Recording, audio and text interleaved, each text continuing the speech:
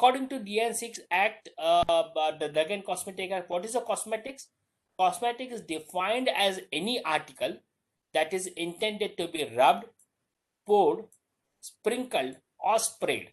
Okay, so it is the method. It talks about the method of application. That is, it is an article. It is anything that is to be rubbed, isn't it? You rub it on the body. For example, if it's a moisturizing cream, etc., you rub it on the body. It is poured on the body. For example, if there is some what do you call the talcum powder, etc., then can be poured or it can be sprinkled on the body. So it is either poured on the body, it is either sprinkled oil, etc., they are poured on the body, isn't it?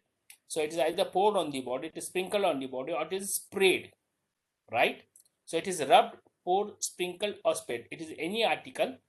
ये चार चीजें आपको ध्यान में रखनी. These four things you have to remember. That is the method of application. Or it is otherwise applied to the human body. Okay, in some other way it is applied to the human body for, okay, what is the reason for it? Now there comes four purposes of application. So these four you have to remember. That it is applied on you any part of the human body for what? It is applied for cleansing.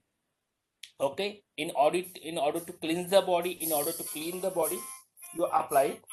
Or it is applied for beautifying, so in order to make you look beautiful, or in order to promote the attractiveness. So you want to do is what? You want to promote your attractiveness. You have to enhance your attractiveness, or you have to alter the appearance. So these four things are the purpose of your application. So any article that is intended to be rubbed, poured, sprinkled, sprayed, or otherwise applied to human body or any part for cleansing, beautifying, promoting attractiveness, and altering of appearance. Okay.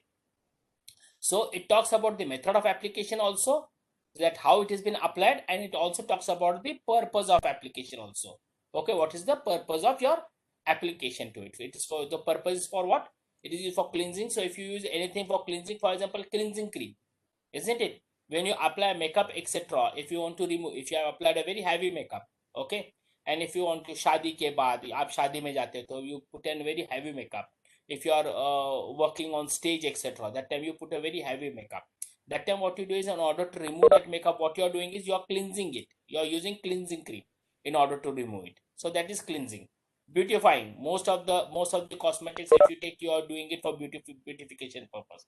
If you take lipstick, you take eye mascara, eyeliner, eyeshadows, etc., okay, ruses, etc., whatever you are using is for beautification purpose, or for promoting attractiveness and for altering the appearance. Okay, so whenever you are doing this, whenever this is the purpose, okay, and then this is the article, then these articles are known as cosmetics, which are used for rub, pour, sprinkle, spray, and for cleansing, beautifying, promoting attractiveness, and altering the appearance. And it also includes any article intended for use as a component of cosmetics. So there is something that is used as a component of cosmetics, okay, a part of cosmetics, then that article is also known as a cosmetic. Okay, for example, talc, if you are using in face powder, so normal talc is also a cosmetic, and face powder talc, that is talcum powder that is used inside a face powder, that is also a cosmetic. So it includes any article intended to be used as a component of cosmetics. So this is how you are going to remember these four things you are going to remember, and these four things you are going to remember. If you remember these four things, method of application and purpose of application, you will get the definition of the cosmetics. Okay. Now the question arises is, why are we studying cosmetics in industrial pharmacy? What is the reason for studying of cosmetics in industrial pharmacy? Can you tell me what must be the reason in chat box? Can you tell me what must be the reason for studying of cosmetics? Anybody? Fast? Or you can open your mic and tell me a little bit faster. What was the reason for, why are we studying drug and cosmetic together over here? What is the reason? Open your mic, tell me. Anybody, what comes to your mind? कि हम cosmetics, industrial pharmacy, in industrial pharmacy, why are we studying cosmetics? What must be the reason? Sir, it must be safe and efficacy, like for using on the skin. Safe and efficacy. Okay. Cosmetics required to be safe. Absolutely right. Like drugs are required to be safe. Many times we think that the cosmetic products, even if it is not safe, it will be good. No, but it is required. Siddesh, whenever you have said that for treating the skin infection, right?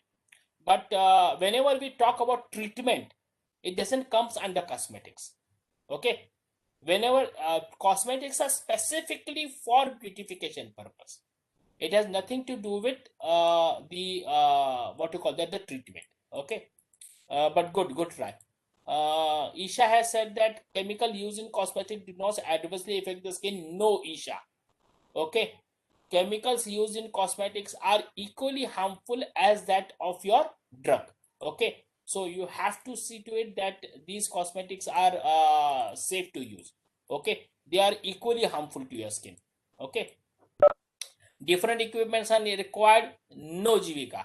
In fact, the equipments that are required to prepare the cosmetics are similar to that are required for your drug.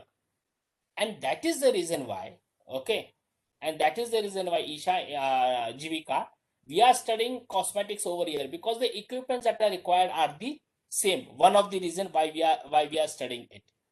Just like Rux, we need to maintain the standards and follow the procedure perfectly, right, Suyesh? Okay, we require to maintain the same standards. We require to maintain the good procedure. We require to maintain GMP.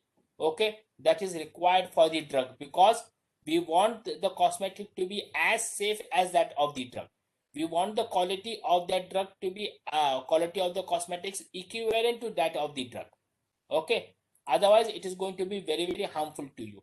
We are not studying in we are not studying cosmetic in detail. Otherwise you would have known that cosmetic may contain colors, okay, which may be harmful to you. It may be containing it may contain arsenic, it may contain lead, it may contain heavy metal, okay, which may be very harmful to your body also.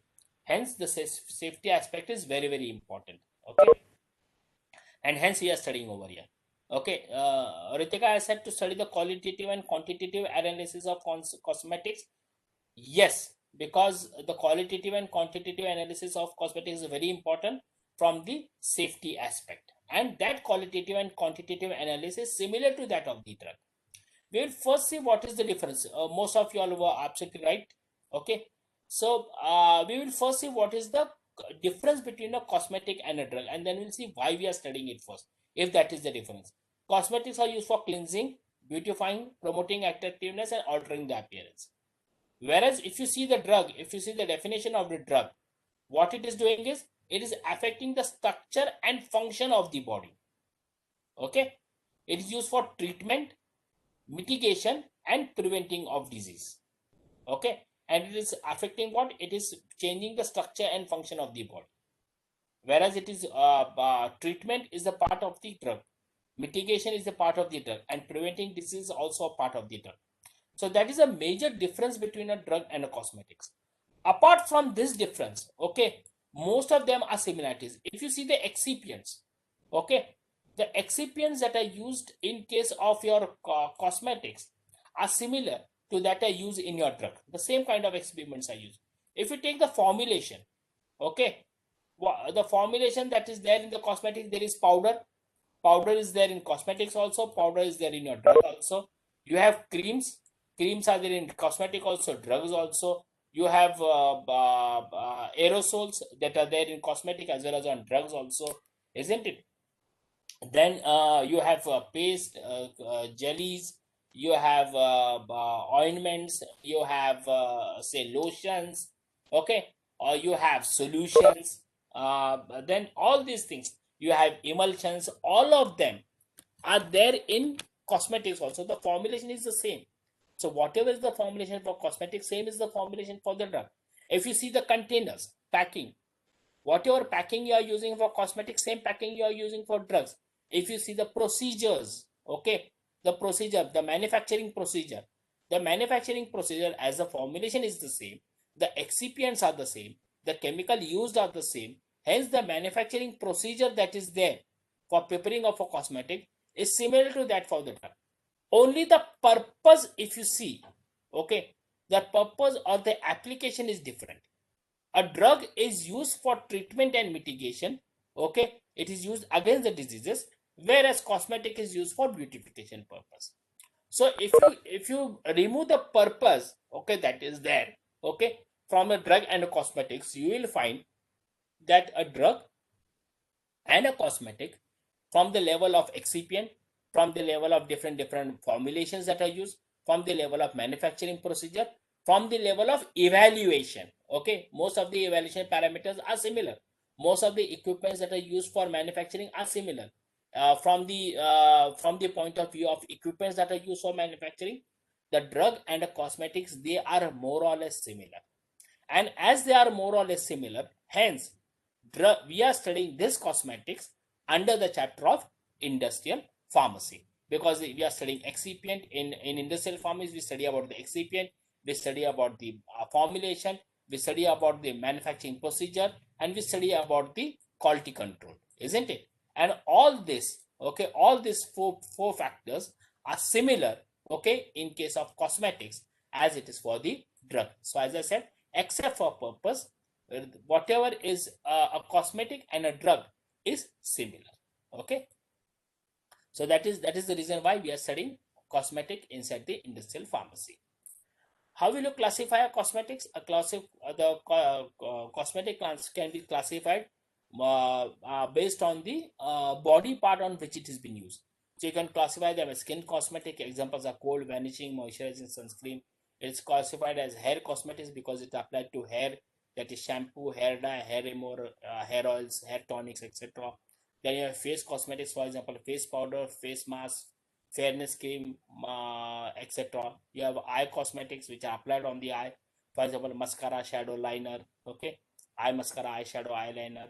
Okay, then you have lip cosmetics. Lip cosmetic includes lipstick, lip gloss, lip liners, etc. All that are given in green. Okay, all that is given in green. These all we are going to study in great detail. Okay, then you have nail cosmetics, that includes nail paint removers. Okay, then you have dentifrices. Dentifrices includes the cosmetics which are applied on for the cleanliness and for the beautification of the teeth. Okay, so these includes tooth powder, paste, gels, and mouthwash. So these are the one method by which the cosmetics can be classified based on the body parts that is been used at. Okay, the second method of classification is based on the physical form. So you can classify them as emulsions, you can classify powders, sticks, oils, jellies, paste, soaps, solutions, and aerosols. If you take the example of emulsion, then all the creams, cold cream, vanishing cream, sunscreen. So wherever the word cream comes, moisturizing cream, they all are classified as emulsions. Okay. Then powders, if you take face powders, talcum powders, tooth powder, they all come under powders. Stick, you have lipstick and deodorant sticks. You have oils, for example, hair oils. Jellies, for example, hair jellies. If you have paste, then toothpaste, deodorant paste. You have soaps, for example, shampoo and shaving soap. You have solutions, for example, aftershave.